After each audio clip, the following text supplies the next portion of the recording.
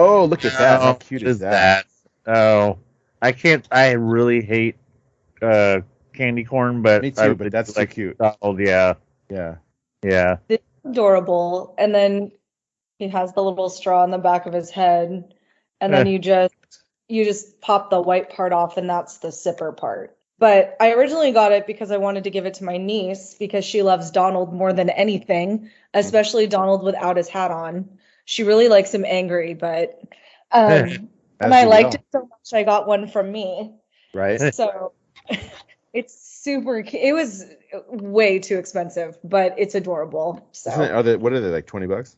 they were like $22 and you don't get a discount. Oh, no discount. Okay. Well, because it's from a Yeah. stand, right?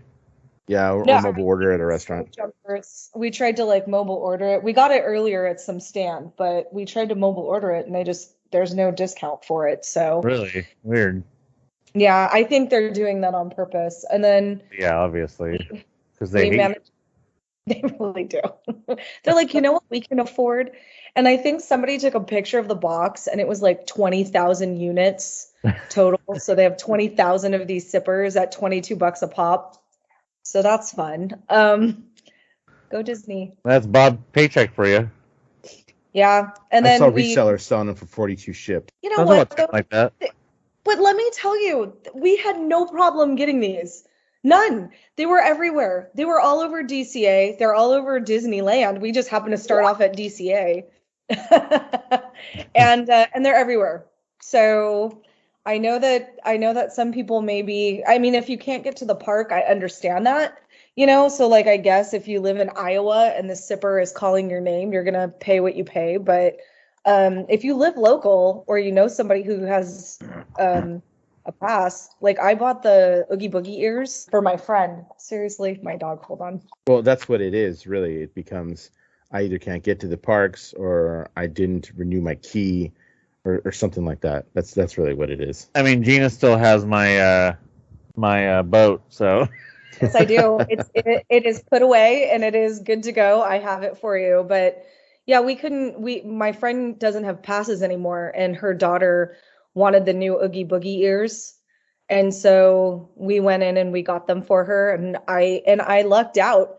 Those we get the 30% discount on because Yeah. they're doing the magic key holder thingy. Yeah, And right now so it's she got 30%. lucky. They have those behind the cash register though. They don't have those new Oogie Boogie ears just out. We went up and we saw them and we asked the lady, I'm like, do you have any more of these? She's like, yes, but we're keeping them behind the counter. Just because of the number or because they're afraid of thievery or they're afraid of people buying too much? No, I don't know if they're like concerned about any or all of those, but yeah, we just had to ask and we bought two of them for two different friends, but So guessing yeah. You know what the worst thing is though is all this merchandise and stuff that people go so out of their way to get, and then you turn around and if you know an employee or if you employees go to property control or what's now called Mater's store or something, and you can get some of that stuff for like dirt cheap. Like I was able to get about a month ago. I was able to get into the into property control and the ice cream makers from Galaxy's Edge. Oh, that Camtowno or whatever it's called? Yeah, they were there already for like $5. Wow. So I picked up. We had already gotten one that I had my mom get me from the park for full price for $50, which then I felt bad because we found them at property control for $5 and went ahead and picked up another one just for the hell of it. But the the three hitchhiking ghosts, the sipper, the popcorn bucket, and wherever the hell the third thing was that were in the parks before pandemic, they were at property control for the set of three for $5. Well, you need to get me in here. Just saying, because I have those and spent all regular price on them. But those are a couple years old too, because that was pre-COVID. Yeah. Apparently, there's a lot of stuff that's from pre-COVID that's been sneaking back into the parks, though. I've been hearing about lately. It's probably as they go through warehouses, you just find a bunch of stuff because I didn't buy any of them when they came out. So that must have been Halloween of 2019 or 2018, right. And I didn't get them right away. I didn't think I was going to. And then it's just as we were eating at different places, I was like, oh, they have that. Because I think I mobile ordered all of them. Like I picked it up as we were getting food. I remember getting one of them when I was there. You happened to be there when we still had passes, and I was like, "Oh, I'm gonna get. Hey, I got this. I'm gonna pick it up." I remember a couple of them being really hard to get. Like one of them was only available at like the Mint Julep bar or something. Yeah. Mint Julep bar, maybe the French Market. They're all. I think they were all in New York. Well, obviously all in New York. Yeah. It's just some. I think like the popcorn one was easier to get than like say some of the other ones where you had to stand in a bigger, longer line because there was only one location. But it's just crazy with some of this stuff. You get into property control, you see some of this stuff being sold for so dirt cheap that it's like ridiculous. Well, like I think that they had the nano gauntlets in there, selling them the ones with the cup where the cup is built into the hand. Yeah, and it's a little pull-out cup. They were selling those in there for like $2. What the heck? We need to get over there. The Sven sipper from a few years ago. They had a ton of those in there for like $2 each. I was just like, where do they find this stuff? And then they put it back at the parks, hoping that they sell it there. Because I mean, what was it? Just a few months ago that they had the AT-ATs back at the park. Yeah, they still do. I saw somebody with them the other day. Find those. Did you guys have like a case of those? You guys were like holding out on. That's right. There was none of the AT-ATs when they first came out because they were holding back on cases. Like shit. And it was one of those. It was only available at the popcorn stand in Tomorrowland. Right. There's always a line for that, and then that popcorn stand closes early. It's not open as late as the park. I think they close down before 10 o'clock.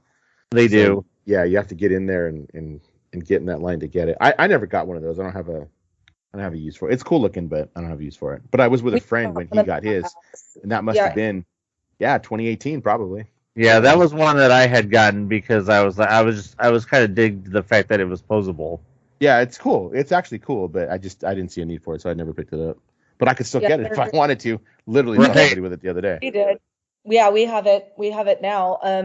I like the thing. I know that Disney likes to create its own fervor, and Disney likes to, they like to hold back on things because then it does create a demand issue. But I really enjoy the fact that I had options to buy this Donald sipper. We originally mobile ordered it for later at Smoke Jumpers, and then I decided to jump on a ride, and Aaron didn't want to go on it. So he walked over to the corn dog cart, and he was able to just buy them, and we canceled our Smoke Jumper for later. And I like the option. Like, that makes sense. And then these were everywhere. These are the new Oogie Boogie ears. One side is Oogie Boogie and the wheel thing, and then the back are just bats. And they did, like I said, you did have to ask for them, but we kept our eyes out and we saw them in a multitude of places. And it's just nice to be able to do that. And I don't mind that Disney only puts out so many per day, because then it gives people the opportunity to go to the park and have a chance to buy them later, instead of, oh, you didn't go to the park on this one specific day at this one specific time.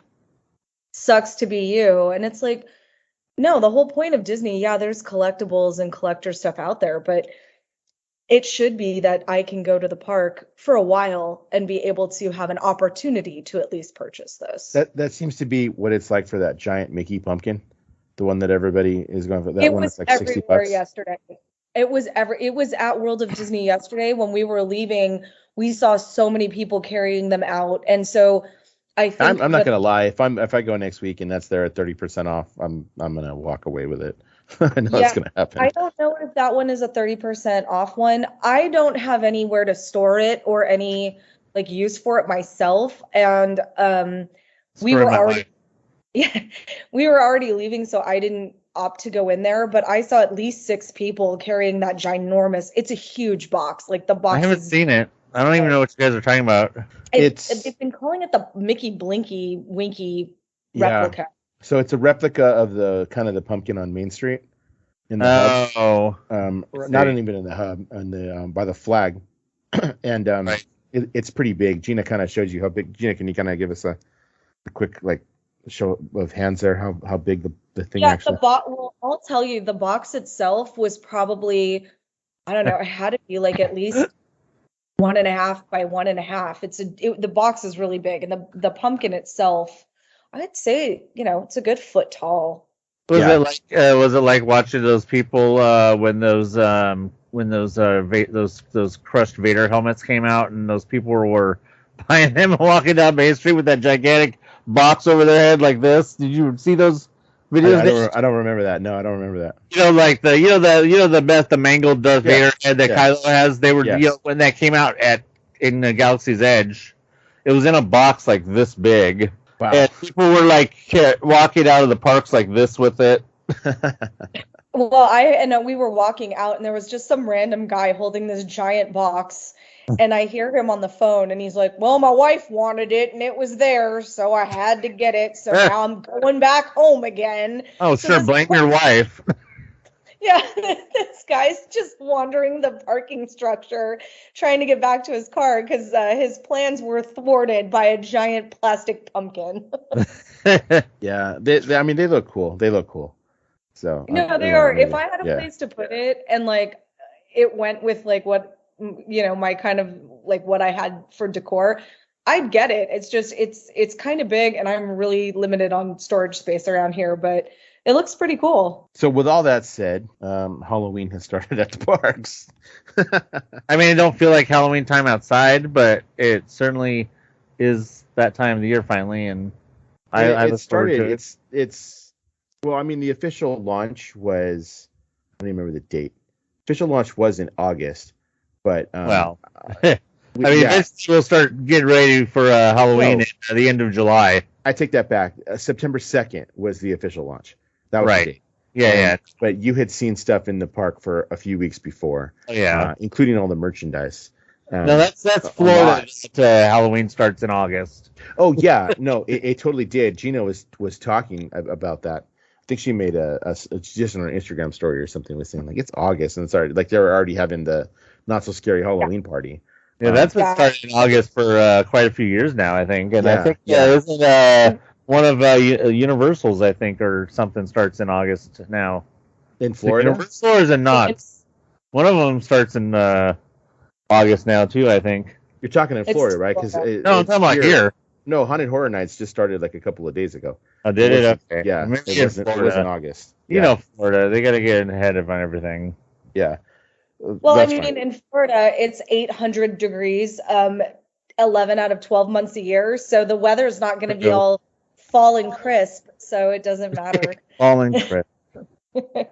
Yeah. But here Halloween in Disneyland started Labor Day weekend. Right. Yeah. And did you go that day? I was there that day. I think we went that weekend. I want to say I was there that weekend or the weekend after. I can't remember. But yeah, I mean, the one, I do have a complaint. Let me manage my complaint. No, if you go to Downtown Disney there's no Halloween. They still have those tired, wilted floral displays from it's like the world and stuff. Yeah. And they're tired looking, honestly. They look a little sad, but I don't understand because has Downtown Disney though ever really gone full bore on Halloween? Not Downtown Disney, no. I felt that last year though, it at least felt a little more like fall. They're trying to get people to come back. Well, that's because World of Disney does the decor in the stores and in the windows, but the rest of it, I mean, let's be honest. The rest of it right now, well, a big chunk of it right now is nothing because it's under construction. So that whole west end is it's walls. The wall over there, the one that's on the end of where it used to be ESPN, that wall, the art there, it's always a mural and it changes. That does change. It changes per season. So right now it is it Coco? I think it's Coco. Right now, which kind of does go obviously with the season being Day of the Dead and all that, and it's a cool looking mural. But that's done over there, and then most of the rest of it, when you think about it, is shops and restaurants. Nothing that's going to do. The restaurants are all. The only other place that will probably do something will be the Disney Home Store, which will probably have all the Halloween stuff in that front. And they did because I was there last week, actually 2 weekends ago. I was there 2 weekends ago. Because I did the Pumpkin Pursuit, the Pluto's Pumpkin Pursuit. I did that, and that's all that it is. So I mean, I've said this before. I'm not all impressed with Downtown Disney. I'm just not. It's still not, even though they've expanded some of the restaurants and some of them have changed. It's still not kid friendly. And other than the hot dog cart, the corn dog cart, I mean, unless you got some kind of chicken strips or something, like, it's just I'm not going to eat there. That's pretty much how people have felt about City Walk for years. So. Right, yeah. City Walks, cool to check out when you're kind of in the area, but it's not something you go to all the time. It's just not. I mean, I have a Hot Topic there. I have a Hot Topic in the mall by me. I mean, movie theater, an AMC by me. It's just not. I don't know. That's what I feel about that. Pinks. Yeah, it does have a Pinks. That's what it's got going for it. That's kind of easier to get to than the original one. So. Yes. I mean, I think so. That's what that is. I renewed. Gina, you renewed, yeah? I did renew. We are inspiring to dream about the card we used to have. That's what we are now. We're Inspire Keyholes. Again, it works for me. We go on the weekends. We're Saturday morning or Saturday evening people. So we go on the weekend. I like having parking 100% paid for. Yes. And I added it up, and we went. They don't tell you anymore, like there's not like a number, but I went through my emails and just kind of like half guessing. I found about 40 like emails confirming my reservation. So I went about 40 times, which when I looked at it, I'm like, well, I feel that that's worth me renewing again. Also, the fact that they're not allowing anyone like new purchases right now. That's why we did. I did like the fact that you could make a decision to upgrade or downgrade this renewal. You didn't have to go straight into the same. And I read a lot of people online who did choose to downgrade their keys. That's because they like to pay for parking. And they're fools. For some people, if you go on a weekday and you don't go that often, like I understand downgrading your key, because then you're only going a few times a year, but I'm super close now. I'm like 25 minutes away, so we go a lot. You know why some people upgraded? Some people upgraded because they didn't realize there was a drop down to change the key. That's literally why some people upgraded. They didn't realize you can actually change. It's like, oh, it only defaults to this one. No, it didn't. There was actually a little button right next to it that said you clicked it down and you can choose the one that you wanted. Because of course it just defaulted to whatever the top one was, in the list, and the top one in the list was the highest one. It was pretty funny. I saw a lot of people that day post, oh, upgraded because all they're selling is this one. They must be sold out of the other ones. People were like, no, literally is a little drop down thing. They get what they deserve. If Higher you payment. can't 3 seconds to figure out a drop down menu in 2022, I hope you enjoy your very expensive magic key. The other one was down at the bottom. There was a button you had to click if you wanted to change it from payments to I just want to buy it. Like, oh, I'm putting it on payment. Like I had to put it on payments because they're not accepting me to pay in full. Yeah, there's a button at the bottom. You clicked it and it changed the format to say, okay, you want to pay for it all right now? Okay. We're doomed. I mean, I'll give you this. Disney is not known for their user-friendly website. Like, they definitely don't make it as easy as they could, but it wasn't rocket science. Like, it was just a couple of buttons. So. Oh, the latest one is people are not clear about the 30 days. Because remember how, and Anthony knows this, for years it was the 30 days after, and that is no more. It's 30 days before. You don't renew on the day that it expires. Yeah. That's fortunate for you. Yeah. And there's a lot of people that are like that.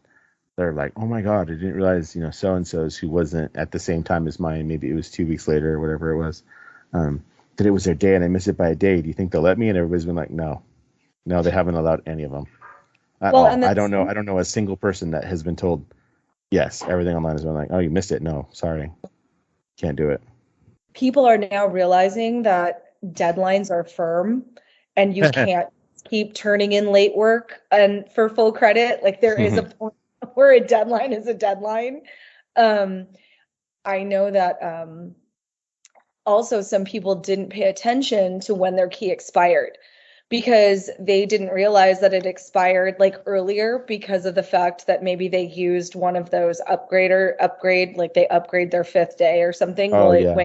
took you all the way back to the first time you used it, or they didn't pay attention to when they used their key. And then I think a lot of people were afraid that they would sell out, like they wouldn't let you renew. And I'm all, that doesn't make any sense. I mean, I know Disney doesn't make a lot of sense these days, but it wouldn't make sense that they wouldn't have an option for you to renew into at least the same key that you have. And then the whole 3-year-old thing. That was interesting too. Well, and Disney made that super convoluted. Like, Yeah. I think that's on Disney, because Disney at first was like, "Oh, well, you should have thought about that before." And people are like, "Okay, but you weren't selling keys and my kid turned 3 in March. Like, what do you want from me?" And so Disney didn't think that one through. Shocking. It's Disney's basically like, that's not my problem. Yeah, but you're in shouldn't have great had kids. territory. You're in great territory because that happened at Comic-Con. At Comic-Con, you had Anthony, I'm sure you're aware of this. So kids under 12 are free at Comic-Con. So I had Comic-Con passes, and I went to Comic-Con. I've had Comic-Con passes since 2019. So in that time, if I bought it in 2019, and I was like, let's say, going to take at the time just my son. If I was going to take my son, who would have been under 12 at the time, he would have gone for free. There was no reason for me to do anything. I show up with him. He's under the age of 12. We just get him a badge and we walk in. It's that simple. But now you've got that, since I've had that badge and they didn't sell new ones, you had the option to refund it. And what they did with the ones that were refunded was they auctioned them off. And you know how everything goes to the comic book legal defense fund? I think it was something like that. So you still couldn't, but there was a way to put in for you to say, oh, I had a kid that now has aged out. This was their age in what were they were going to be in 2020, but now we're 2 years different. So those kids are, who were on the edge right there could be as old as 14, 15 now, just depending upon when their birthday is. And Comic-Con did work that out. But again, it's territory that, like, we haven't been there. No one knew what to do. So here we are. I bet you that's just something that was an oversight. They just didn't even think about it because you're concerned with people who had ones renewing them. Don't y'all parents keep your kids too for a good 2 years at Disney and just shove them in those strollers? I mean, have you seen that viral video? Have you seen that viral video? Yeah, have you seen that, Anthony? I saw it. I mean, probably. You know what I'm talking about? There's a viral video going around right now from Florida where they basically took I think the kid was like 9. Yeah, the kid stuffed him in a stroller. Well, it wasn't just like, oh, your kid's 3, but we're saying they're 2. This was like a full middle schooler. No, not that old. I think I saw a headline for that. Yeah. The kid was at least 9. They shoved him in a stroller, covered him with a blanket. An infant stroller. They put him in an infant stroller. Yeah. They extra. Well. And in the video, you see a cast member kind of look back at the kid in the stroller, but like, let's be honest, they don't get paid enough to deal with that. Nope. They just don't. That's bad on the person that's doing it. But there's so much going on right now with CMs and the abuse they're taking. Like, it's stupid. Like, I don't blame the CM at all for not. It's like that. I don't get paid enough for this. This is quote unquote above my pay grade. But it's bad. It was terrible. It was terrible. We were at Lamplight yesterday. We just happened to get a walk-up reservation. And the poor bartender, because we sat at the bar, she was so stressed out and so overworked. You could tell she was just frazzled. And we felt so bad for her. We were really easy. Like, we ordered one thing and we each ordered a drink and we called it a day. But she just looked so stressed out and I felt so bad for her. And one of the ladies next to me, who was trying to order from her, oblivious to the fact that the bartender was fully engaged in another task and kept trying to get her attention. And finally, the bartender was like, "You're going to have to give me a moment. I need to finish what I'm doing." And I was like, slow clap. Good job, bartender, for setting your boundary. I mean, it was obvious, like, it was obvious this person wasn't paying attention to the fact that the bartender was trying to finish something. Some people are just heathens. And I get, like, if you're on vacation and you're just in your vacation mode and not paying attention, but like vacation mode is no excuse for rudeness. Yeah, and luckily the person was like, "Oh, I'm sorry." They did apologize. It wasn't just like she wasn't being like entitled as much as some other people. Well, I never. Coffee. Her name wasn't Karen Jr. But I wish places, especially Disney, would staff properly, because I guarantee it's not that nobody wants to work, but I could tell yesterday that some CMs are about ready to. Well, there's some stuff going on behind the scenes at the park that is not. Didn't they just change their attendance policy? They did just change their attendance policy, and people quit in droves because of it. Even though the attendance policy only really changed to something that was like common sense. Basically, it's just like, don't be late. Show up to work. Yeah. That's all there is to it.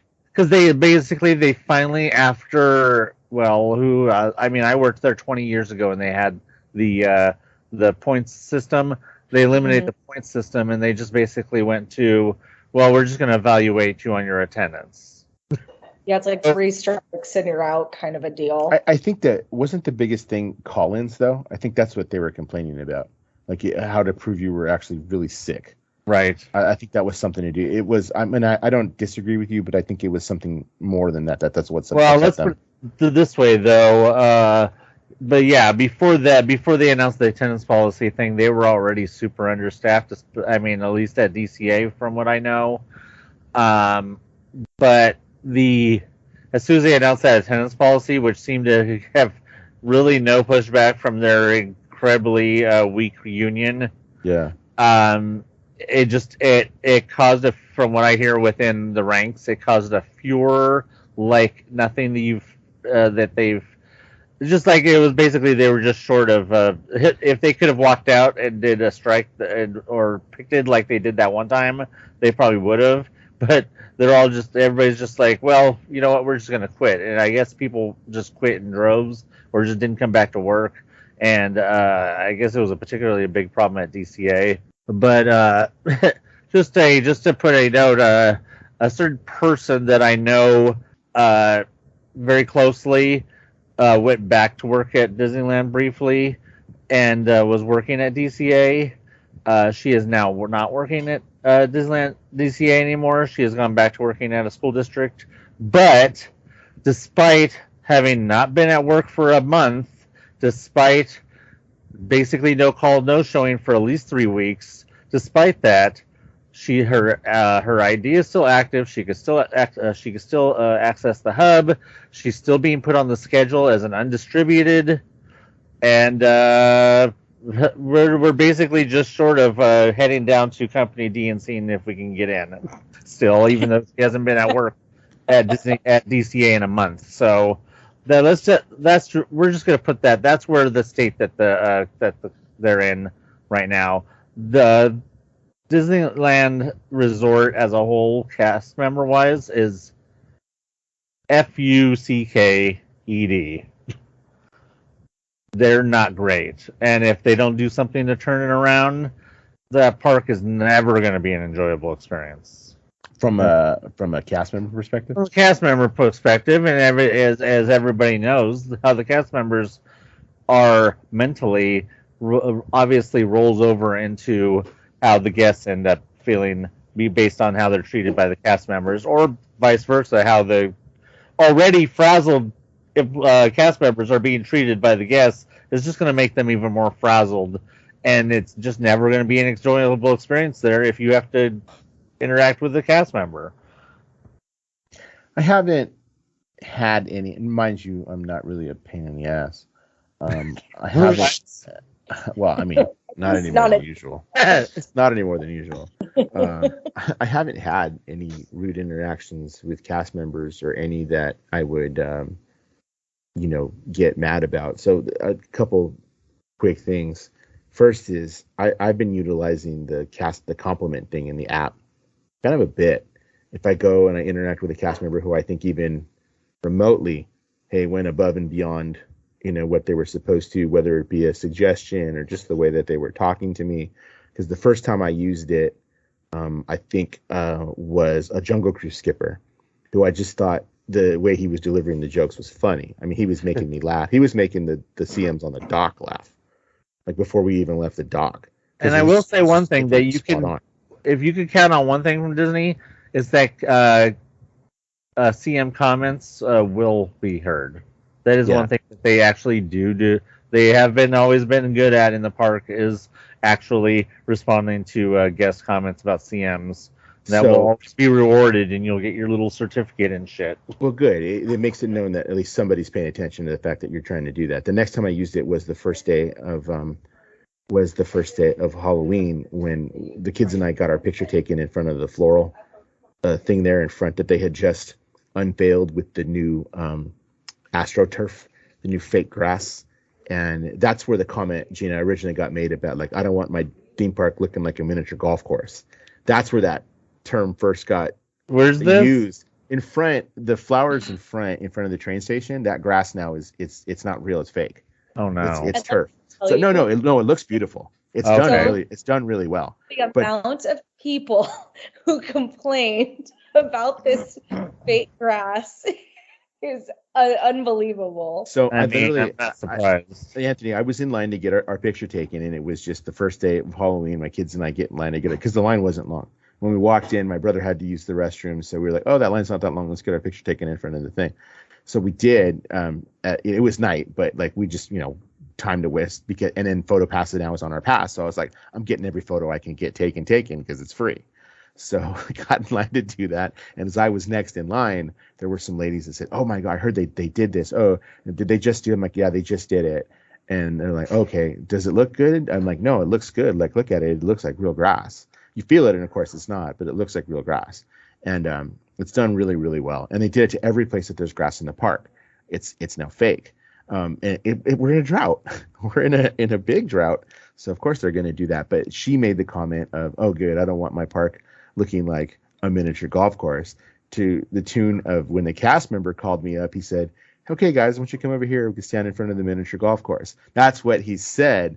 And I'm dying. I picked up on it. And then, so I think just the way our interactions with him, and he must have been mid to late 20s. I thought he was fantastic, from the shots that he suggested to just, talking with us about, whatever as we were getting, because we had group photos taken and individual shots and all that kind of stuff. And yeah, he was totally willing to do it. So I told him too. I'm like, "Man, I'm gonna throw you a compliment in the app." And he's like, "Thank you, man. I appreciate it." And he shook my hand and asked what my name was, because I see his name tag. And I told him, he's like, "Thanks, man. Thank you a lot." So I mean, I've done it a few times. Why not? It's freaking easy to do.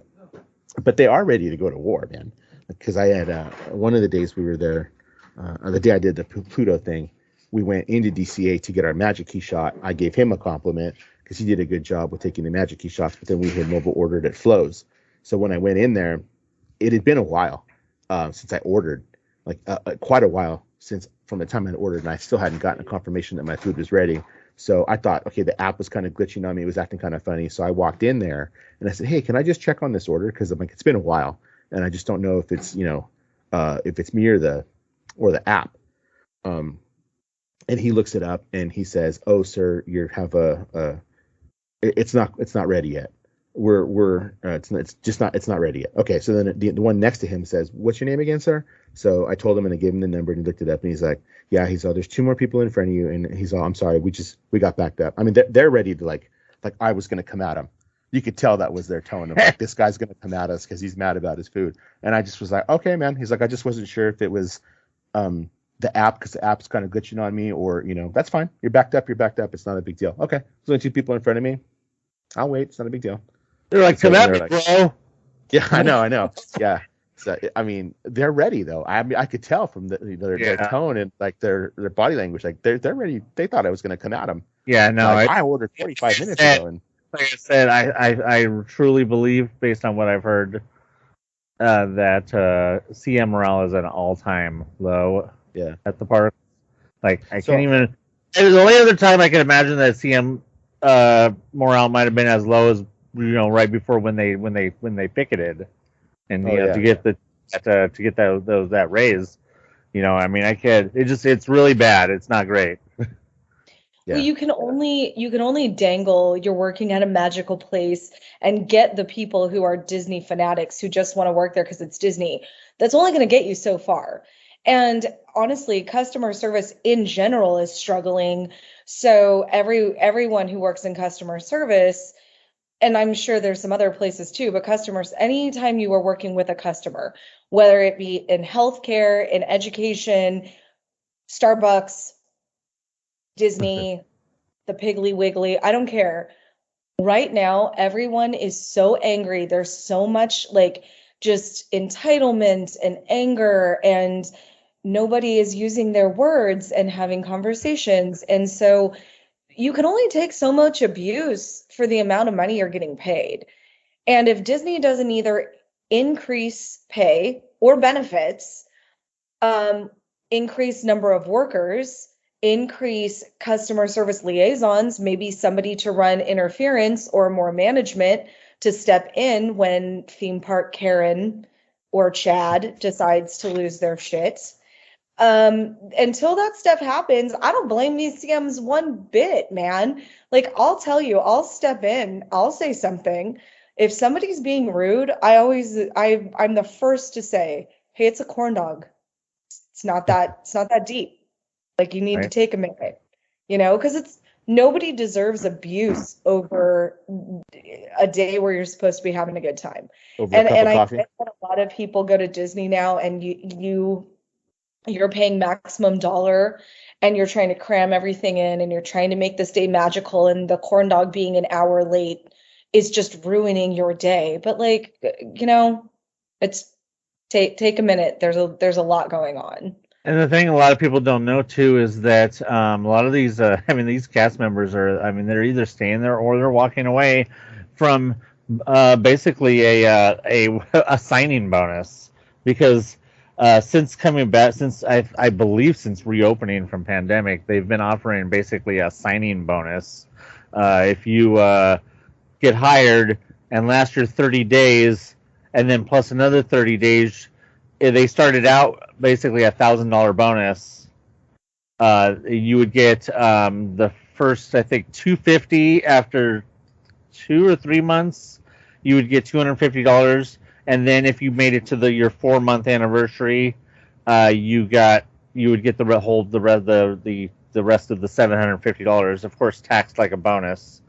So you didn't really get all of it, right. But since the aforementioned person I was talking about got hired, or since then, they've now raised the hiring bonus to $2,000, where I think they also changed the time period that you have to stay there now in order. So that's this is what they're doing. They're trying to incentivize you to stay longer by, look, we're going to throw this extra money at you if you stay this amount of time.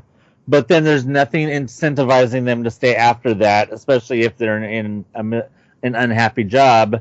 They're also doing referrals incentivizing, where if you refer somebody to come get hired, that you'll also get money thrown at you. And that doesn't seem to be working either, because nobody's referring, because people are unhappy at Disneyland. So why are you going to refer somebody else to go there being unhappy as well? Unless, you have kids that are desperate for jobs. And that's the thing Disney has to remember. Who's getting hired there? Teens, college students, people who need just part-time work, people who maybe are close to retirement or retired from a company and just want to work a few days. These are the people who are going there. It's really difficult to work full-time at Disney and get an apartment and make that your job. Right now, that's not what Disney is. Disney is a gap job, or it's a second job. And if Disney incentivized that more and catered to that, I think it would also help. But it's not just Disney. Obviously, it's everywhere. I see the same thing with Knott's and Cedar Fair Park. Their turnover is absolutely crazy. They got other problems too. I mean, I give them props for trying to do what they can to, increase safety, because a lot of companies are talking about safety right now and what is safe and how people are being treated. But I don't I think a big issue that I've seen, so I go to Disney in the morning. I'm usually a rope dropper. I very rarely go at night.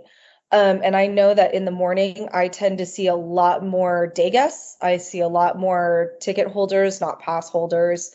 And the vibe in the morning is people are excited and happy. And right about the time we're leaving, we start noticing like there's a crossover. And when I went the other night, it's a different vibe at night from the people who've been there all day. Like people who are like Dan, who show up at night for a few hours, do their thing and go. He's not the problem. It's the people that I've seen all morning who didn't take a break, who didn't go back to their hotel room, who didn't get their naps in. And when we were walking around Disney the other night, my husband's like, it is different at night. And it's not necessarily like oh, it's a bad thing, but you can tell people are more on edge, I guess, in the later afternoon and evening than they were in the morning. I'd say that's the afternoon, because that's when it sets in like that, 4 o'clock to 7 o'clock time where you've been there all day, probably haven't eaten dinner yet. It's been so hot in California. It's been hot and humid that it is. But that the late night vibe is different. Cool. Yeah, if you can be there, at closing, it's a total different vibe. It's those poor cast members who have to work second shift. They're just grump. There's a lot of grumpiness going on, but I'll tell you, I haven't had a negative issue, like a negative experience with any CMs. Have I noticed like one complaint I've seen on message boards are like, they're not smiling enough. Well, it's 116 degrees outside and they're working outside. If somebody is not Susie Sunshine, I'm not counting that against them. But honestly, I've not had one bad experience. I went on an Incredicoaster yesterday by myself, waited in line, didn't go in the single rider because I wanted to ride in front. That's what I like to do. And I asked the cast member and she was super nice. Yeah, wait over here. Let me figure that out for you. I waited a little extra time, got me right on. Everybody was nice. I mean, everybody was cool. And even the frazzled cast member who at Lamplight, I felt bad for her. Like she gave great customer service. We got drinks, we got our food, we paid our bill. It was all good. But I felt bad for her because she just seemed like it was a rough day at work. And we've all had a rough day at work. To prove your point, I ran into a former student of ours who actually works as a college student, works at DCA, is now a trainer on the ride that you mentioned. That's what she's. I talked to her and she was telling me she worked on the pier, still does, but got moved over to Incredicoaster and is now training in that area. That's who it is. And she's part-time because she's a college student.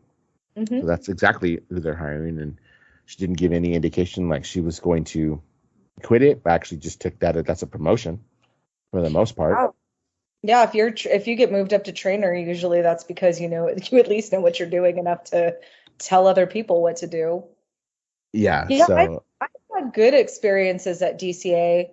But again, I'm mostly I'm mostly working mornings, but haven't had one bad experience. Honestly, with the CM, I don't think I've had a bad or a negative CM experience in the year that I've been going to Disney. And it's been rough. Like this year, reopening, from masks to trying to chase people down wearing masks, to yelling people to put their masks back on, to wear it correctly, to having those interactions, to everybody being unmasked, and then just watching volatility rising, the price increasing, people just like customers, really guests are the ones who are the people that I'm having more negative experiences with. Haven't had a problem with any CMs. Yeah, other than a little mishap at security, looks at daughter. I haven't really had anything, and that wasn't even security. That was something that was kind of on our end that I had to deal with. I can't think actually in all the 20 plus years I've been a pass holder. I really can't think of a time I got into it with a CM over anything. Sometimes security. The only complaint I have is and I don't count security as CMs. Okay. That's the only time I've even had, because it's so inconsistent. Sometimes, the sensitivity's turned up, so they're checking my belt, and sometimes it's like they're barely going through it. Sometimes the checking is really intense. Like it's not consistent. Yeah, the only time I've ever been threatened with getting thrown off of property was by a security who wanted to check my belt. Yeah, that's stupid. But anyway. My dumbass brought a tape measure because I didn't take it out of my purse, and I had went to Home Depot. How dare you try to go into Disneyland and murder people with tape measures? Well, and the security guy was like really nice about it. He's like, "I'm really sorry, you can't bring this in." And it was a super old tape measure because I didn't bring a good one to Home Depot. But I told him, I'm like, you can just throw it away. It's fine. I'm not going all the way back to my car to save this sorry ass tape measure. But I had to go back to the car. He was nice. Well, and I've seen them. I've seen people. I don't understand why can't you bring a tape measure? Were they afraid you're going to use it as a garrote? Apparently, it falls under. He told me we aren't allowed to bring tools into Disney, and I'm like. Yeah, I just saw a video on TikTok of the little slap wristbands. That's a tape measure inside. That's literally what it is. It's a piece of a tape measure. But anyway. But they sell that there, Dan. Yeah, I know. So that's not a tool. Be like, that's an accessory. Anyways. Yeah, it was stupid. I mean, and honestly, like, it was on me. I didn't even realize it was in the bottom of my purse. And you're right. Sometimes they are digging through my little lounge. I always bring my little Loungefly backpack. They're digging through it like they are convinced there's a hidden panel. And then other days they're like, yeah, you're good. You can go. Right. And I'm like, yeah, I know. Okay, thanks. I don't know why we're still doing that when at Walt Disney World you just walk through. Like, why can't that technology be brought to California? Have you met their governor? It's kind I of haven't met ours either, but I'd really like more convenient bag check. But even Universal, and I know Anthony has brought this up before, even Universal has the X-ray machines. You just put it in the thing, and if they see something in there that hey, wait a minute, we actually have to look in your bag. If I had money for every time I've advocated about how Universal is doing security up here and Disneyland is doing security somewhere below my navel, I would have a lot of monies because Universal has been and probably will for some time do security 1,000 times better. Their security is literally not cast members because their security is Securitas or something. So they're using outside people, which who actually know what they're doing. So it's let's take that a step further here when you're ready. So number one, literally, I've heard this for years. Literally, I've heard this for years since the time that I've known Anthony. I've heard about this. Yeah. But that actually brings me, that's a good segue to security at D23. Oh. So D23, I only went one day. I went on the Friday. And I went on the Friday thinking... Hold on a second. I just want to point out that Dan looks like a god right now. He looks like all that little shiny. Like he's like... Ah! Yeah, it's because the window behind me. Yeah. My lord. D23, I only went the one day, the Friday, thinking, that's the least busy day, right? And it was. I did a lot. In that one day.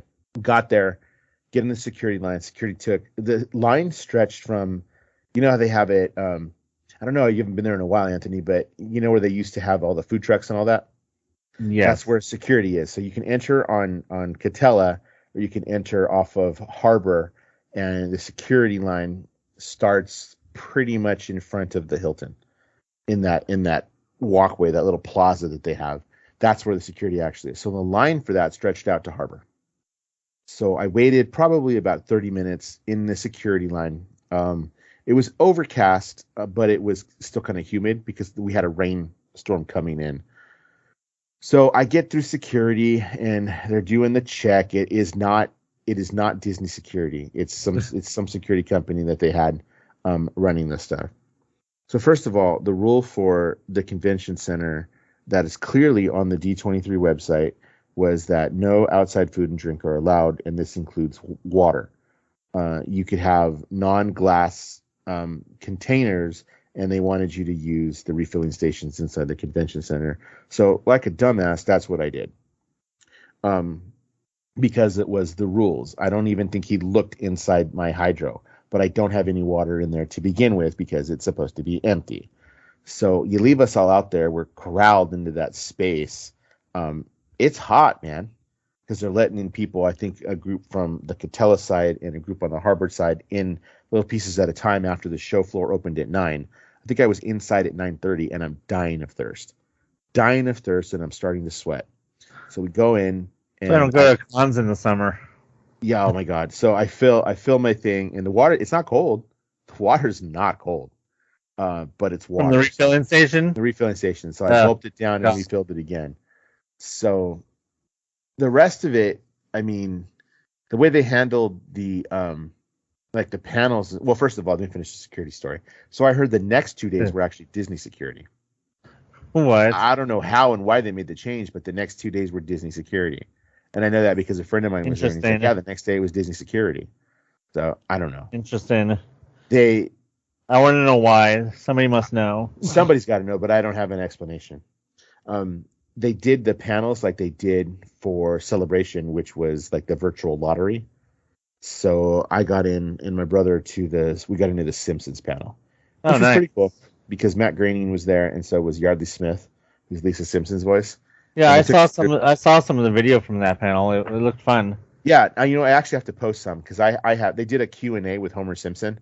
They planted writers in the audience to ask questions that Homer, like it was pre-done animation. Right. They were pretty funny. So I need to post those actually. I never got around to it. Yeah, I saw part of the Homer Q&A. That's what I saw was that. Yeah.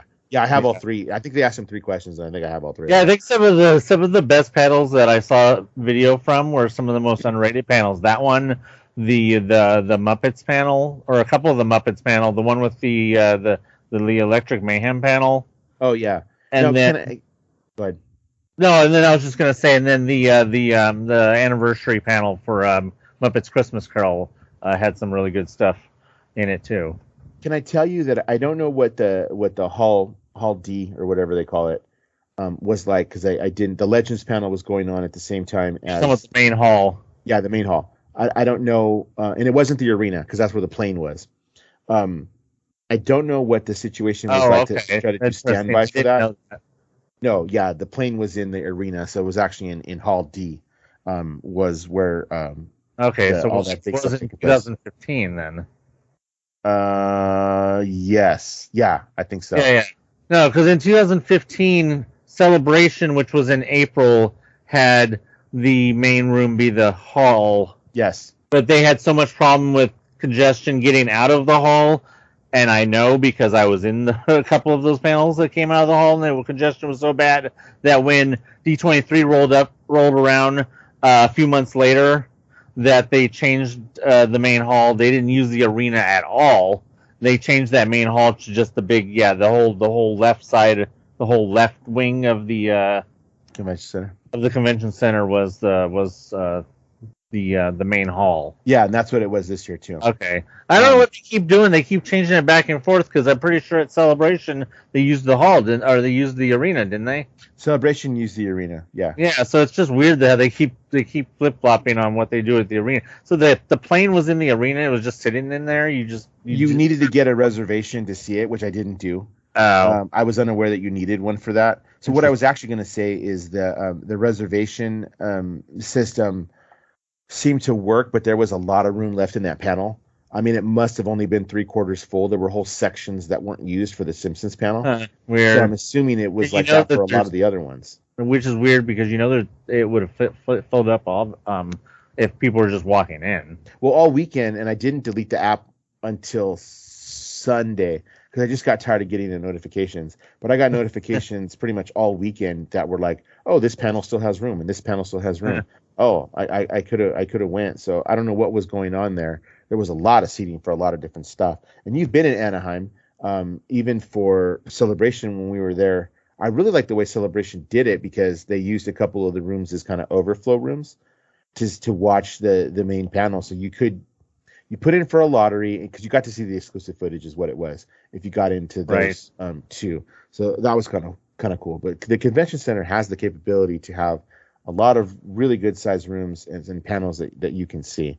Yeah, they've been doing those satellite rooms for the last couple celebrations. They didn't do it in 15, but the one after that, I think they did it, which is a good idea. And it's really weird that they don't do it for. It's because it's different organizers. The reason they don't do it for D23 is, I mean, that's a lack of communication within Disney itself, which is, well, not shocking.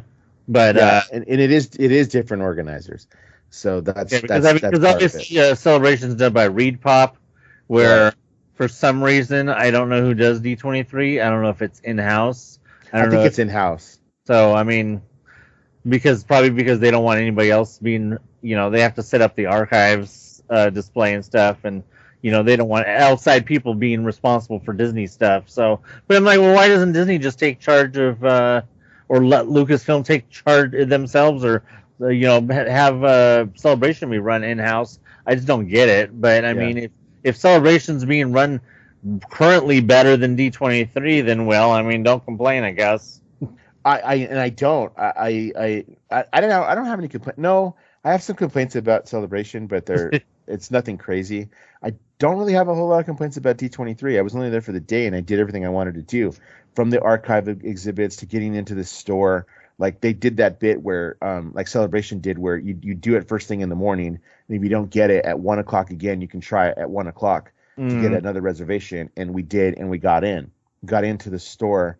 I even put in, once we realized, both of us got into the store, both my brother and I got different times to get in because that's just the main you and a +1. That's just the main store. It's still called Dream Store or whatever. Something like that. Do they still have the Disney Store, which is the one with the longer line, or did they do away with that? Don't remember. I don't think they. So they used to have the whole separate store, which was I remember that the Mickey's of Glendale store. Okay, that's different. So that's what I actually was going to talk about. So we both got one in for the store that was quote unquote the actual Disney store, right? And then you have a longer line that you have to wait hours. And I didn't wait hours because of the virtual system. So once we got in line, even though it was long, I think we only waited in line like 15 minutes. Mickey's of Glendale was a little bit different. So once we kind of realized that, like, we both got into the store, I walked around for a little bit, and then I told my brother, why don't we see if we can, just by chance, get into Mickey's of Glendale? I don't particularly want anything. Just if I can actually get a time, and the wait isn't that long because of the virtual thing, let's see if we can check it out. I ended up getting put in a standby for it. I didn't get a time that they're like, we'll call you if we go through. The Mickey's of Glendale usually is only worth getting into if you like the Imagineering merchandise. Right, and I don't care.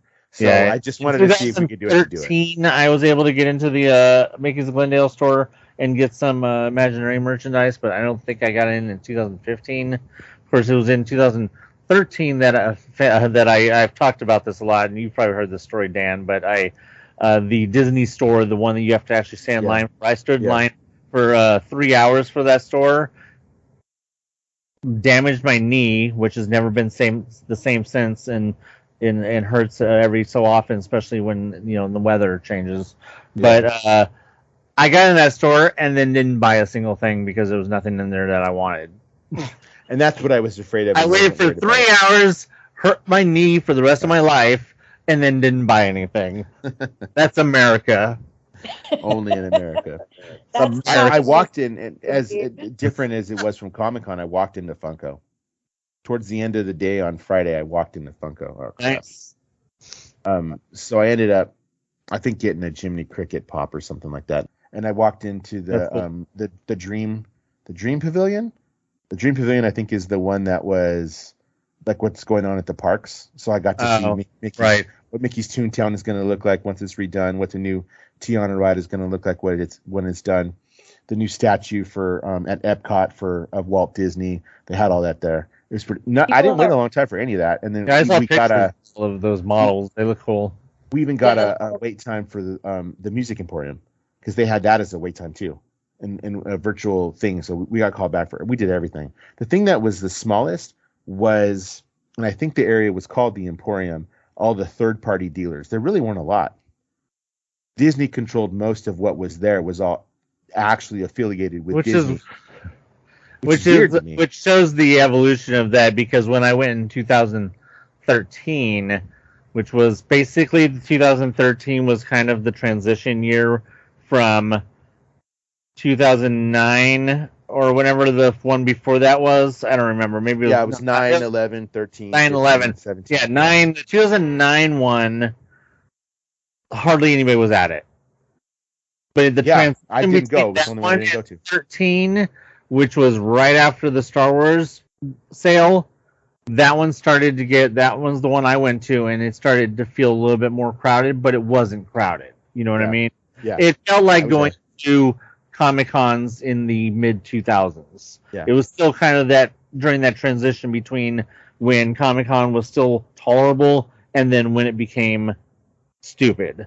It was kind of the same as that, because, people expected, they're going to talk about Star Wars because Star Wars, but no, they didn't talk about Star Wars. I think Rebels was announced at that D23, but that was it. And then 2015, that's when it became crazy, and I forgot what the point I was trying to make was. But well, I didn't find anything hard to do. We had the one panel reservation, so we did that, but the rest of the day was spent on the floor checking out the exhibits and things like that. And I got done everything that I wanted to. We know somebody else that went, who they, for the first day, just kind of hung around to see what was going on and did some stuff on day 2 and day 3. But I did most of what I wanted to do on day 1. The only thing I didn't get to do was to check out the Amazon store, because Amazon had a bunch of exclusive Disney stuff, but that line was just way too long. Right. And the plane were the only 2 things I didn't get to do. So, and again, I only chose to go one day. I think the next time I will do the 3 days again. And it was just my brother who was like, let's only do the one day because I don't want to get caught doing this. But I think he had such a good time day 1, just doing the floor and doing everything we wanted that day, that I think days 2 and 3 will be spent going to whatever panels we can get into. Not even necessarily the big ones. I'm not one that wants to wait hours in line for any panel. That's just not what I'm going to do. I didn't even do that for Comic-Con, and I was in Hall H at Comic-Con on Sunday. So it's just nothing that I don't have a desire to wait hours for stuff that's going to be released on YouTube. The only thing that is any kind of cool about it is if they give you some kind of exclusive. But even that, it depends what it is. I'm not all about that. So that was D23. But I went down the day before to the Disney Plus Day. To pick up my badge, because we had a little snafu with the address on our badges. So since I was in Anaheim already anyway, to pick up our badge early, because I thought it would just be better to get it early and then not have to worry about it that morning, because I knew security was going to be kind of a mess trying to get people in. I knew that was going to be the case. So we went down the day before to get that taken care of, went to the park because it was Disney Plus Day, and ate dinner there. And Disney Plus Day last year was kind of cool. They had that big blue carpet out in front. As soon as you go through the gates, that was pretty cool. And they had, some magic key shots and stuff like that, including little Grogu. They didn't have that big mat. I don't know. The vibe was just not there. I got the mat. Well, Disney Plus Day this year was a bust altogether, because they made it sound like that they were going to do some presentation and announce shit, but instead they just basically made it into, okay, well, we're just going to put all this shit on Disney Plus today. We're going to pretend like we're going to announce some things. I think they had an extra, they had that extended scene and inside look at Andor that released that day on Disney Plus, but that was about it, other than the stuff that actually released on Disney Plus. Yeah, Disney Plus Day was a complete garbage. In the parks, it was. They give you like a hat in the park, like you got a hat. Let him finish his point, and I'll talk about it. I was just gonna say, then the fact, and it really was really, really bad form that they made Disney Plus Day the same day as Star Trek Day. Super bad form. Star Trek Day has literally been that day since 1966, so there was really no excuse for them not to know that. So it was really, really rude of them to make Disney Plus Day the same day. I don't think they cared. It was more convenient to say, let's do it on a day that everybody's coming in for D23. Because that's really when, I don't remember when it was. Yeah, but it didn't have to be on the Wednesday. It could have been on Thursday, or it could have been on any day. Okay, then in that case, it definitely could have been on Wednesday instead. I mean, I don't understand. The only reason I even went was because I was already in town to pick up my badge. So right. I already went. I got my magic key shot with Isabella from Encanto. I got my magic key shot with Lola from Kenobi. I got my magic key shot with Groot. I got a picture of the Cars backdrop from Cars on the Road, which dropped that day on Disney Plus, and that's it. That and some blue dusted churros were pretty much it. There were some specials in Downtown Disney that I wasn't going to do, and that's it. Like it really was like. It sounds about right for Disney nowadays. Yeah, no, I went as minimum as you can get.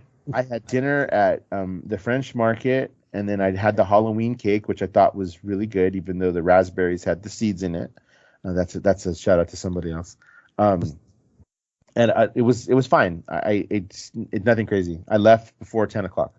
I was like, I got to get up early. I had no intention of staying. It was hot.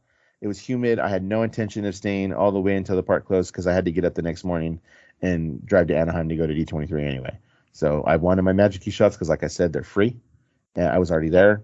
I took them, went home. Here we are. That's what it was. Speaking of Disney Plus Day, Pinocchio. Did y'all see Pinocchio? I have not watched it yet. The only thing I was really looking forward to on Disney Plus Day was seeing Thor. Yeah, which I haven't watched on Disney. I mean, I saw it in theaters, but I haven't watched it. I didn't see it in theaters, so yeah. I'm really excited to watch that. Have you seen it yet or no? Thor or Pinocchio? Yeah, Thor. Yeah, I watched Thor that day. Okay, did you like it? Yeah, it was good. I liked it. I liked it too, and people were like, "Oh," I'm like, "No, dude, I liked it. That was good." If you love Guns N' Roses, come on now. People are whatever nowadays. I don't even care what other people think. I saw Pinocchio. I wanted to watch it. Pinocchio has the distinction of being the unassumingly being one of my favorite Disney movies. I don't know why. I just really like Pinocchio. Because you like movies where kids smoke cigars and turn into drink beer. That's what it is. I like where they drink beer. It's like that rebel vibe, which is root beer in the live action movie. Of course it is. So there are plenty of shout outs to the original. There's little things that they say that are there. I didn't hate it. I thought it was actually pretty good. I thought the CGI was okay. I think the voice actors that they used did really well. I know it got panned a little bit because it's not the original. It doesn't end the same way as the original one does, and that's because I think they tried to make it like, I don't really want to say left it ambiguous, but they kind of did. They kind of left it ambiguous, but not in the way that you would think. It's worth a watch. I don't know if I'm going to watch it all the time, but I didn't think it was a terrible movie, like at all. I could see how they would decide this is a better Disney Plus movie than it is in the theaters because it probably would not have done well in theaters. No, it's just like Dumbo. Yeah, it just wasn't gonna Lady and the Tramp do well in the theaters, and I still haven't watched Lady and the Tramp. No, I haven't either. I have not watched. Really, I'm going to be honest. I haven't watched any of the remakes. Not even Beauty and the Beast, which they did release in theaters with what's her face, Hermione. Beauty and the Beast was great. I just was great. I watched it. I just don't think she had the vocal cords for the like the musical. I didn't think she was all that great at it, but I didn't watch the whole movie, so I wanted to watch Pinocchio, and I just haven't gotten around to watching it. Aaron saw it, and he said it was good. He said that he liked it. It's good. No, it's kind of funny because the original is like, I think maybe hits 70 minutes. It's not a long movie. The original is not a long movie, and this one's almost 2 hours. Oh wow. Yeah. That's the thing. Like, what can you? It's Pinocchio. Like, the arc of the story it's short. You don't have to make it 2 hours. So. No, but it expands on him being with Stromboli a little bit. So it shows how, and when you think about it, this is true. First of all, let's just say I have never understood, even in the animated one, why when Pinocchio comes to life, that the very next day Geppetto sends him to school. I don't understand that. Like, here, you're just born. You should go to school. Like, I've never understood that. Who's gonna educate Pinocchio to not go drink beer and cigars? Like, it's gotta be cool. Yeah. So, like, but it shows the cruelness of the schoolmaster. Saying like, you don't belong here because you're quite obviously not a boy. So the inner strong bully. It does, and this is a slight spoiler. Honest John and man, what is his name? Gideon are only in one scene, which I think you lose something there because those are two. Honest John, pop Honest John, to use that wrestling term. Honest John is he's a Disney Fox, so he's obviously one of my favorite, characters. So and it was Jordan. Was it Jordan Peele? No, one of the guys from Key and Peele was. He was Keel. Is the voice? Yeah, is the voice of Honest John. So I thought that was done well. I thought that was good casting. I mean, to be real, I'm waiting to see Guillermo del Toro Pinocchio. Very soon. Yeah. I'm waiting for that one because it's going to be dark. Yeah, it's not going to be murder poo dark. Yeah, it's going to be dark. Anywho, so fairy tales themselves are way darker than Disney makes them. Oh, yeah. So. Having taught fairy tale units and stuff in my past, I really love the real ones, and they're just great. And I would love to see Disney just make something just completely unlike them and just stick close to an original tale, but that won't happen. No, I'm looking to happen. That's why you have to depend on Guillermo del Toro to make that movie. Right? I do. That's why That's why they never let him make that Haunted Mansion movie. Which they just showed a still for or something at D23. Yeah, I still have high hopes. His Haunted Mansion movie became Crimson Peak. Eddie Murphy's Haunted Mansion, wasn't it? Eddie Murphy who did the Haunted Mansion movie. I like it, but it's not. It's not. After doing Pirates and having that be such a smash, but I also have an extra connection to it because I saw many sets for that movie because I went and saw that movie for some reason. I went and saw it at El Capitan when they used to have before the Tonight Show moved in next door. Oh yeah. There used to El Capitan used to own that space, and they used to have props and whole sets from movies over there. And when Haunted Mansion was Jimmy Kimmel, you mean Jimmy Kimmel, right? Yes, Jimmy Kimmel. Yeah. Before he moved in, they owned that space and they used to have sets over there. And when Haunted Mansion was at the El Capitan, they had whole sets from that movie inside of there. And then around that same time, I went to Florida, and in Florida at the what is now Hollywood Studios, they had a building there where they would do the same thing. And they had sets from Haunted Mansion there. So I think I saw all the sets from that movie. So I thought it was pretty cool. I've never been to the Capitan. One day I'll get to the Capitan. You should go there at least once. The drive to Hollywood is just... I know. Hey, you want to know a hack, though? Disney hack. El Capitan hack. Park at the Universal City parking lot. Buy a ticket, on the red line, take the red line to the Hollywood Boulevard station, get off, and you're there. Oh, I've done it the other way, actually. I've actually been on Hollywood Boulevard, taking the red line to Universal, and then taking the little tram they have up to the top of the hill to go to City Walk. I've done that the opposite way. That's an old hack going back to when I used to work at Universal. Yeah, this had to be the 90s, dude. That's a 20-year-old is parking at the Universal City parking lot and then taking the red line. Which I have a Universal pass, so it would be free, I believe, to park there. So technically. So anyway, what else we got? Anything else you want to talk about? It's been a while. We talked a lot about Halloween and stuff that I wanted to bring up. I can't think of anything off the top of my. Unless it's something later, I'm going to be like, oh, shit, I wanted to mention this, but I don't remember anything right now. I literally am looking at my Instagram and my TikTok and be like, what have I been doing that I want to talk about? Gina should be doing the same. I remember what my point I was trying to make was you were talking about the small independents in the dealer hall. Yeah. in 2013, the point I was trying to make is that there was quite a bit. It was like more of a 50-50, if not 60-40 in favor of the independents back then. But nowhere close. Now with D23 becoming more mainstream, I guess you can say, in the interim years, it's become the same as Comic-Con. You got the more professionals moving in and taking that space rather than the independents where they have the room for the independent people to just come in and have their booths. No, there was a very small area. So even people that were there, and some news, and I'll use that term loosely, some news websites were there, in that area doing whatever they're doing. So small dealers like Bob Gurr. I happened to walk by and Bob Gurr was sitting at a booth.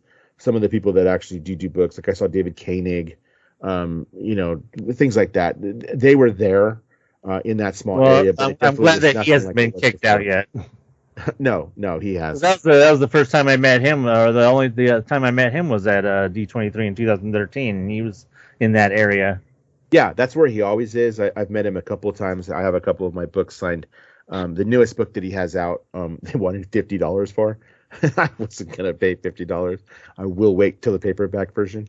So that was kind of, but the area was small. Disney proper used up most of it, including people like Neff and even Target, who had a booth there. Target had a booth there, and Amazon did, like actual affiliates who were selling their stuff, like officially licensed, like you have permission to sell our kind of stuff. So that was kind of cool. There was enough of it. There was enough of it, to go around. Like I said, I did buy a couple things in the actual store. It was cool. I thought it was, as far as the show floor, better than Celebration. The show floor was much better than Celebration. Celebration, that most of their third party stuff, just people that come in as vendors, it's the same crap over and over. I mean, fairness, Star Wars is one thing. Disney is a lot of things. Yeah. It's easier to do that. I mean, it's really unfair to really expect. See, Star Wars Celebration should allow more of the independent people to come in, so that way they can fill that space. So that way they're not having so many.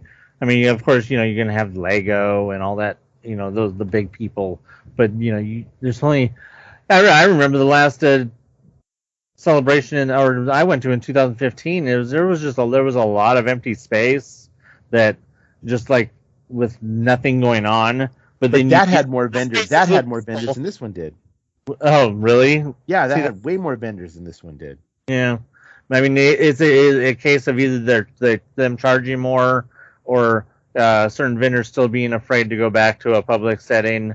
I think, and ReedPop put on Celebration, but I wonder how much, say, Disney had in that to be like, you can't sell this, you can't sell that, because what was missing at Celebration, and I just realized, I don't think I talked to you about this, was all those third-party lightsabers.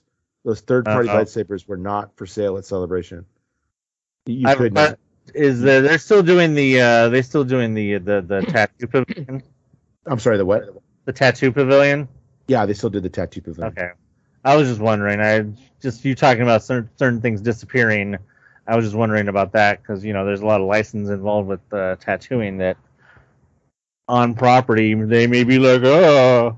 That was still there, but some of those companies that produce lightsabers that some people will argue are better than the legacy ones that Disney puts out, they were Saber Forge. Yeah, they were not there at all. Where they were in 2015.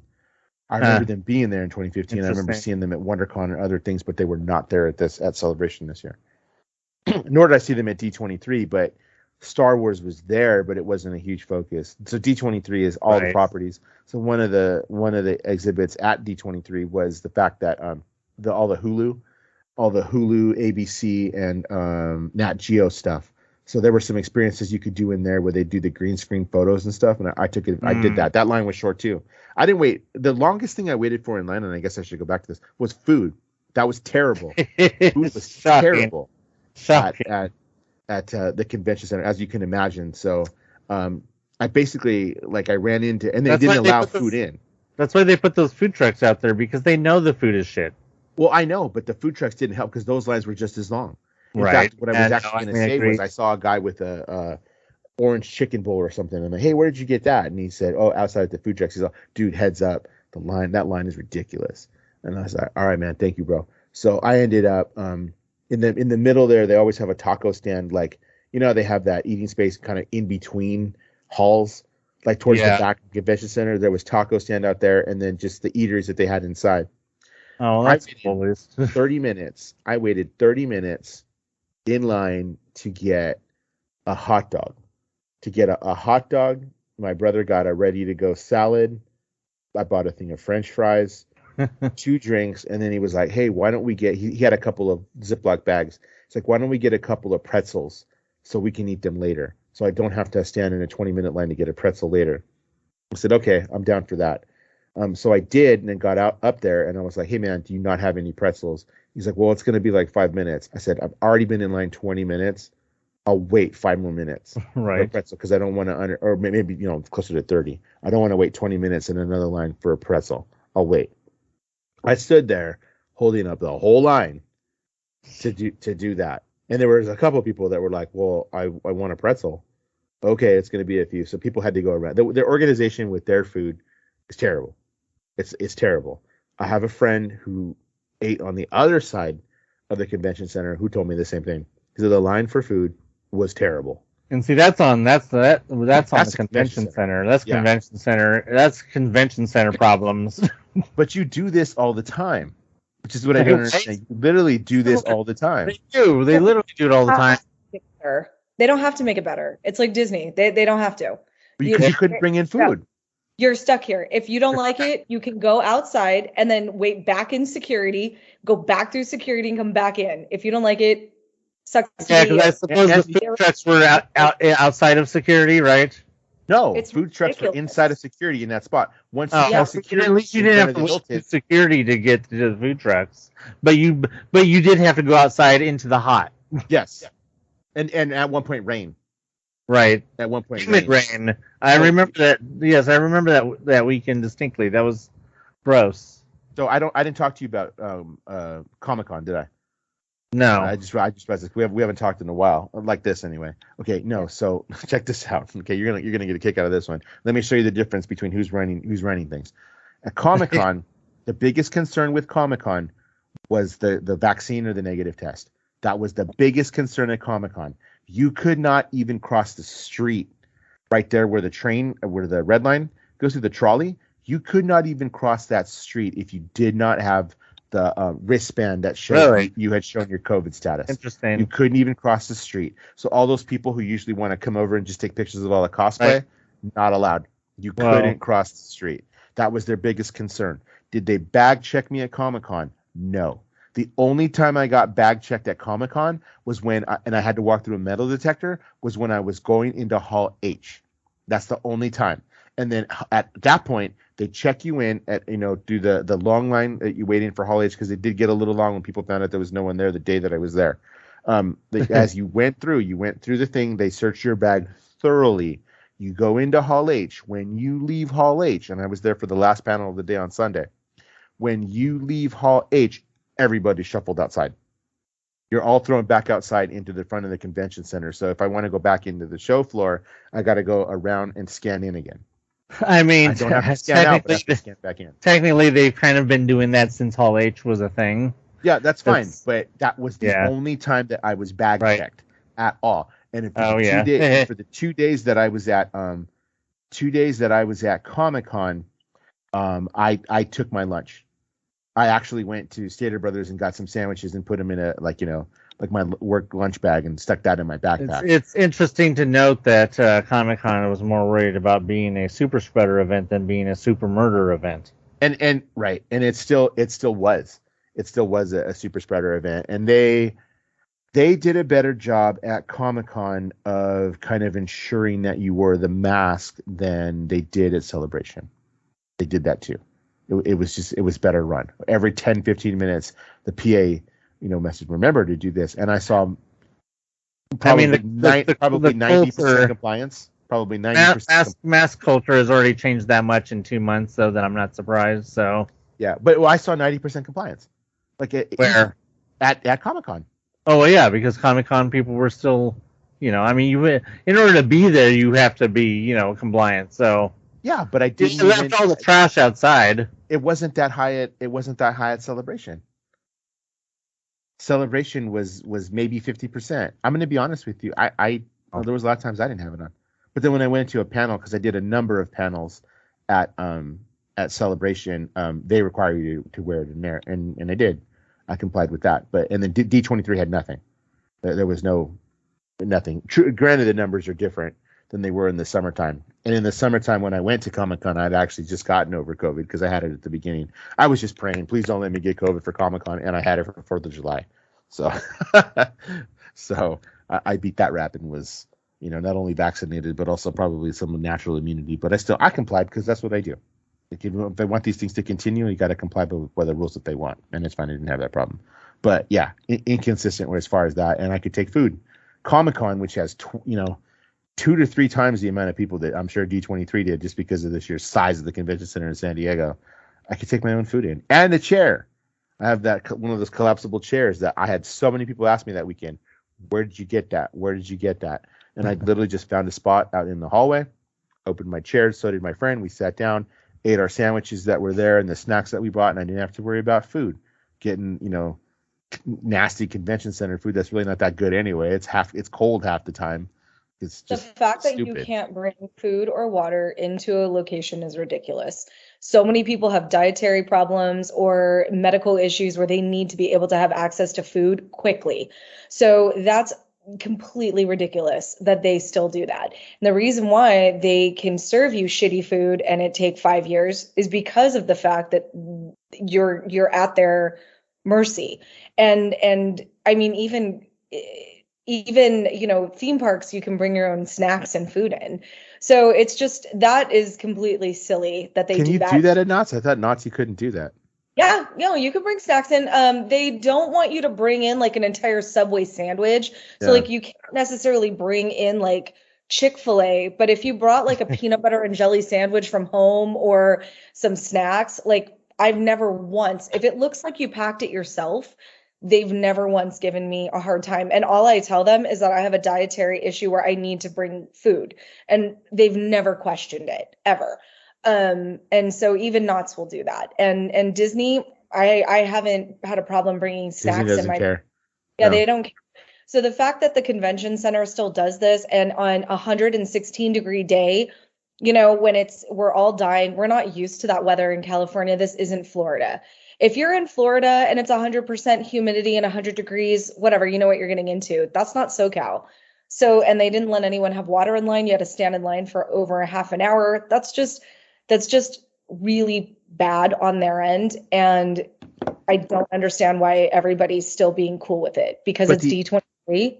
The inconsistency was that I commented on someone's TikTok about something and they totally were like, we brought in water and snacks. Like, that's literally on the freaking website not to do. Like, here I am trying to be a rule follower, and like all of a sudden, Yeah. Well, and it depends, like you said, it's a consistency thing.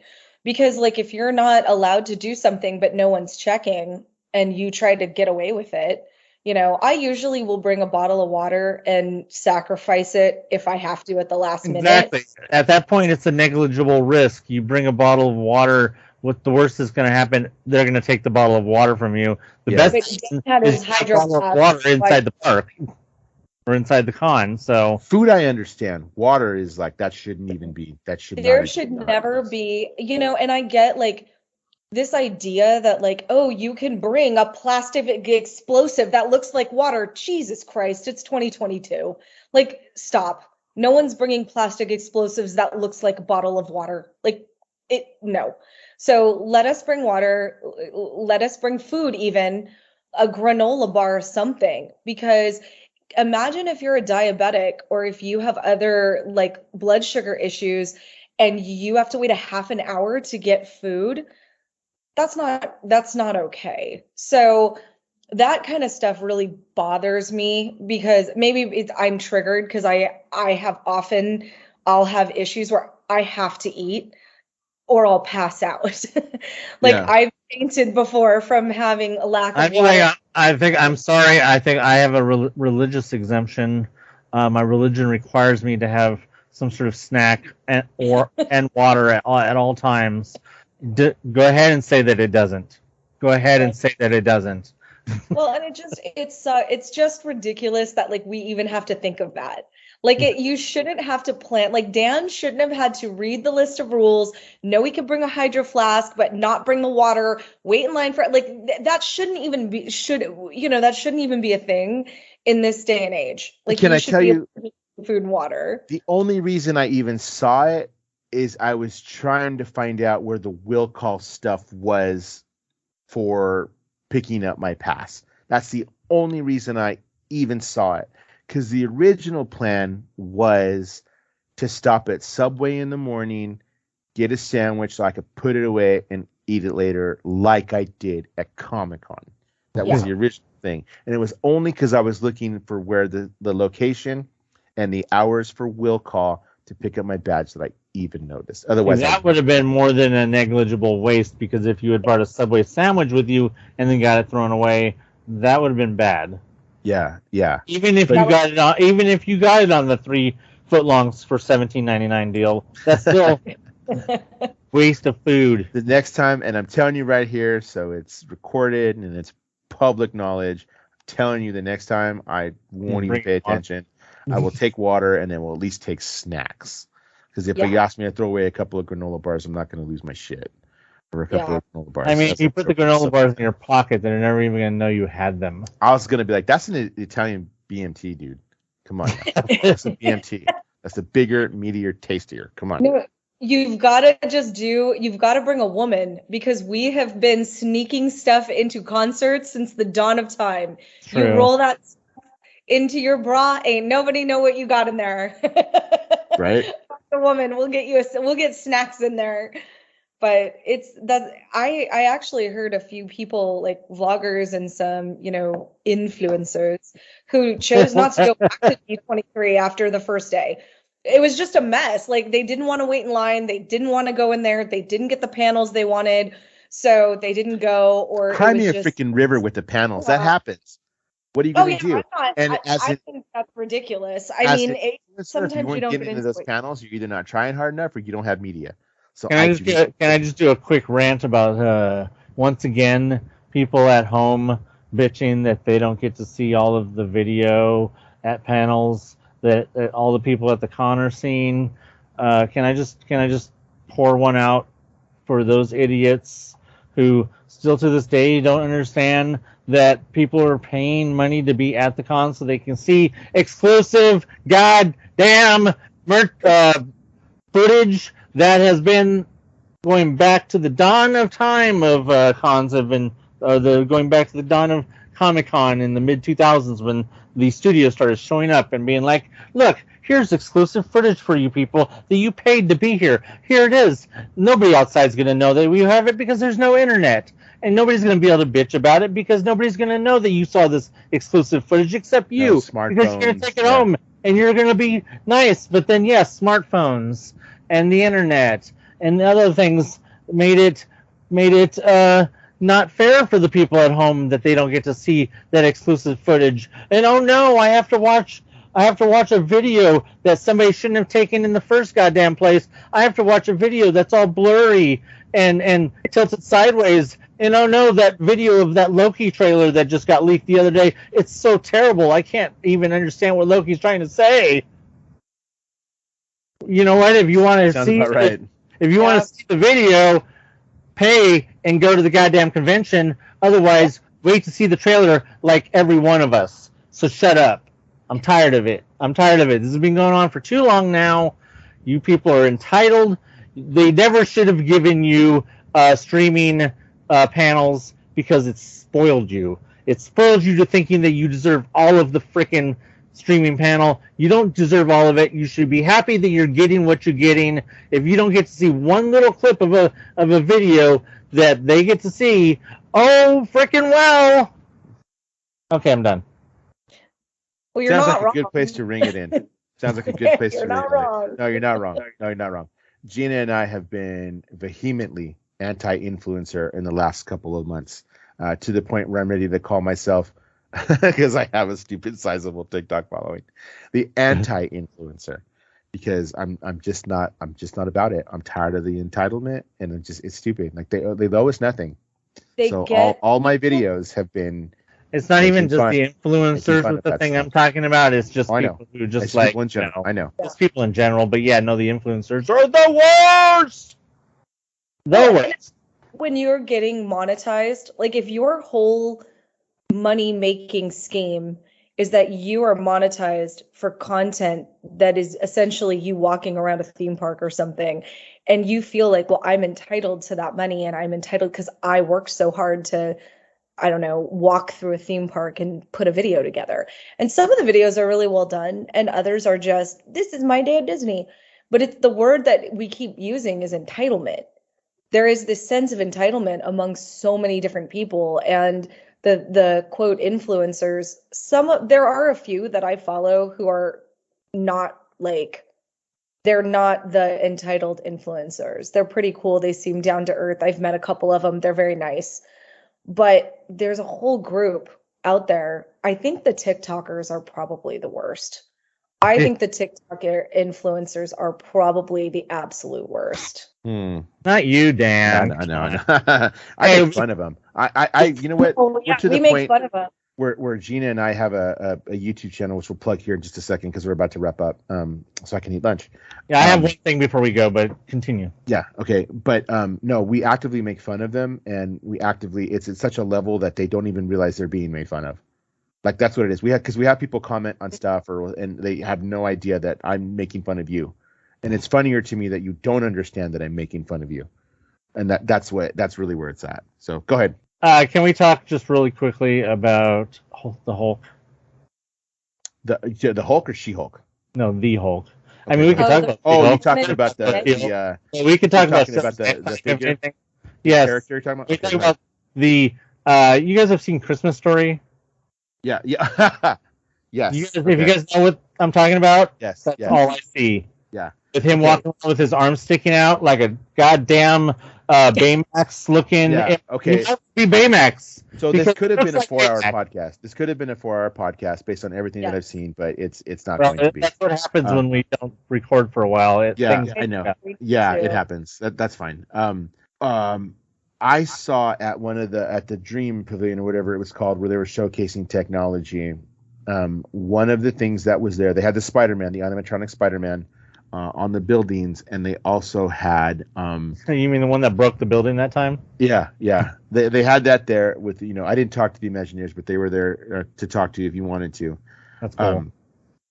They had what was essentially looked like a Bigfoot suit, and what it was somebody who looked like they were on these stilts.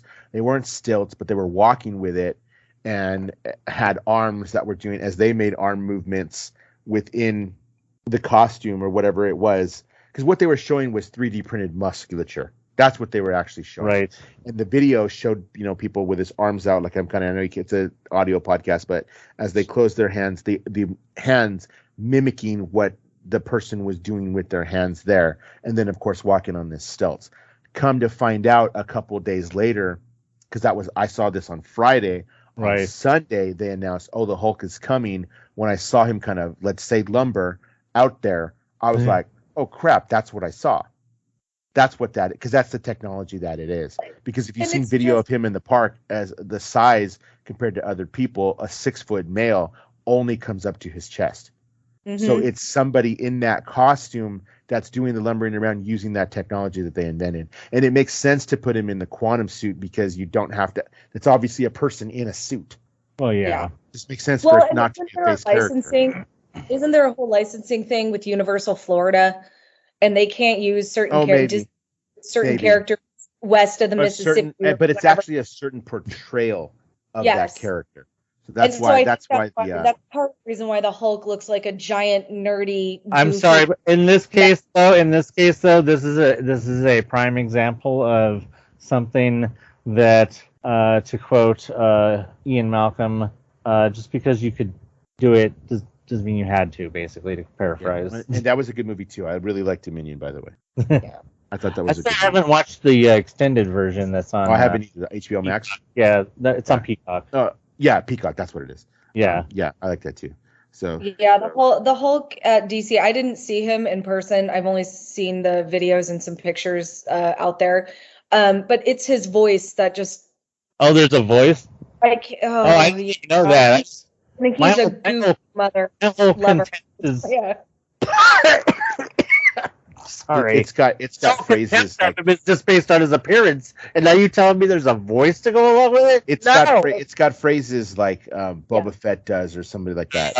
Pre-made phrases. Ridiculous. They're dumbest, goofiest, and they don't respond. Like Boba Fett. The Boba Fett one sort of goes a little bit more with like the character, and it doesn't sound so awkward. The Hulk one sounds super awkward, at least the ones I've heard. Maybe they'll perfect it. I don't know. But just between the costume and the goofy phrases he says, I love the Hulk. I often jokingly say that my husband is like the Hulk. He doesn't know his own strength. And he's one of my like more favorite characters. And this isn't my favorite version of him. But I mean, they're trying. At least they're. It's just really weird timing. The costume is weird because it doesn't go with anything that's going on right now. Yeah. It's notable that She-Hulk is the first character in a new show to not have a character appear at the park simultaneously with her release of her because show. She's 6'7" on Disney Plus. I mean, Jesus, at least have a Jennifer Walters walking around if you're going to be. If you're just going to totally ignore She-Hulk altogether, at least have a Jennifer Walters walking around. A park bench. She has a park bench. Then that disappeared. And then the park bench had the bend in it. And then immediately after episode 2 came out, the bend disappeared for some reason. Because I don't know if somebody complained and thought they was making a fat joke. And somebody got super offended. But yeah, the park bench had the bend in it when it first was put out there, but then the bend mysteriously disappeared. I haven't noticed that that's not there, but I haven't been on that side since they. But I don't know if the park bench has been taken out altogether now, or if it's still there.